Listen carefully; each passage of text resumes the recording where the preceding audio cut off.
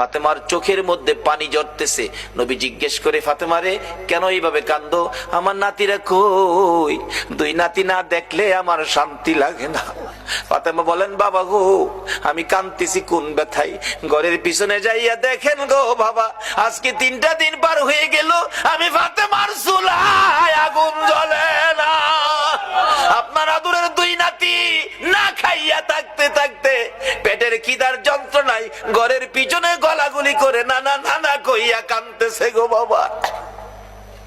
আমার নবী পিছনে যাইয়া দেখে গলাগুলি করে নানা নানা কইয়া কাঁদতেছে। নানা গো, পেটের খিদা গো নানা, সহ্য করতে পারি না। আমার নবী বেরিয়ে গেলেন। ঘুরতে ঘুরতে যাইতে যাইতে একটা ইহুদির বাগানে আমার নবী চাকরি নিলেন।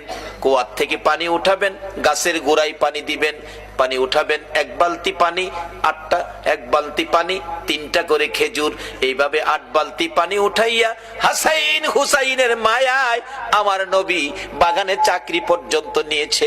এই ভালোবাসার হাসাইন হুসাইনে কষ্ট পাবে, এই কাজ আপনারা কইরেন না। আমার নবী 8 বালতি পানি উঠাইয়া 9 বালতি পানি বুড়াইয়া টান দিলে রশি ছিঁড়ে বালতি কুয়ার ভিতরে পড়ে গেছে। ইহুদি দৌড়াই আসছে, পানি উঠাও পানি উঠাও। রশি ছিঁড়ে বালতি পড়ে গেছে, কি দিয়ে উঠাবো? ছিঁড়ে গেছে। হাও না, তুমি ছিঁড়ে ফেলছো। আমার নবীরে কয়, নবী বলে ছিঁড়ে ফেলছে। আমার নবী বলেন, ইহুদি রে, আমি ছিঁড়ি নাই, ছিঁড়ে পড়ে গেছে।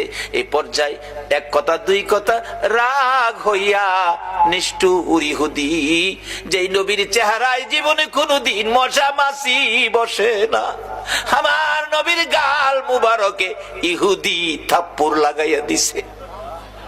আমার নবী একটা চিৎকার মারছে, ইহুদি রে, পেটের খিদা রে, আমার নাতিরা 3 দিন পর্যন্ত খায় না, আমি রাসূলও খাই নাই রে।